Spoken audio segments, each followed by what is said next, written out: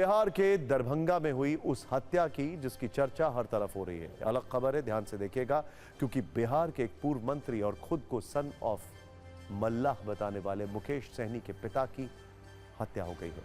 मुकेश सहनी विकासशील इंसान पार्टी यानी वीआईपी के अध्यक्ष हैं और उनके पिता जीतन सहनी का शव उनके पैतृक घर में मिला। पुलिस के मुताबिक एक धारदार हथियार से जीतन सहनी की हत्या की गई है। हालांकि अब तक पुलिस के हाथ कातिल तक नहीं पहुंचे हैं, लेकिन इस मर्डर पर सियासत का मीटर फुल स्पीड में दौड़ रहा है और बीजेपी के कुछ नेता ट्रंप पर हमले का हवाला दे रहे हैं। इस पर हमने एक रील तैयार की है, लेकिन पहले यह समझे कि मुकेश सहनी के पिता के हत्या के बाद गठित एसआईटी के सामने वो कौन से सुराग हैं जिनके जरिए हत्यारों तक पहुंचना एक बड़ा चैलेंज है। पुलिस के मुताबिक जिस कमरे में जितिन सहनी का शव मिला, वहां टेबल पर 3 खाली गिलास रखे थे।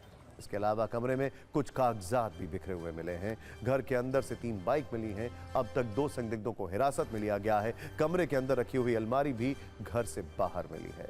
इस पूरी मर्डर मिस्ट्री में एक लाल बक्सा भी है जो पुलिस को घर के पीछे बने तालाब से मिला। ये वो सबूत हैं जिनके आधार पर एसआईटी अपनी जांच को आगे बढ़ा रही है। हालांकि अभी तक उसके सामने इस मर्डर मिस्ट्री की जो 4 थ्योरी हैं उन्हें भी देख लेते हैं। पहली थ्योरी, घर में जिस तरह 3 ग्लास मिले हैं, जो हालात थे उसे देखकर सवाल उठ रहे हैं कि क्या हत्यारे मुकेश सहनी के पिता के जान पहचान वाले थे, यानी कि नोन एंट्री थी। दूसरी थ्योरी, क्या इस मर्डर में 1 से ज्यादा लोग शामिल थे? इसका इशारा डीजीपी ने भी किया है। तीसरी थ्योरी, क्या हत्या चोरी करने के मकसद से की गई क्योंकि घर का सामान बिखरा मिला? और चौथी थ्योरी ये कि क्या किसी साजिश के तहत मुकेश सहनी के पिता का कत्ल किया गया?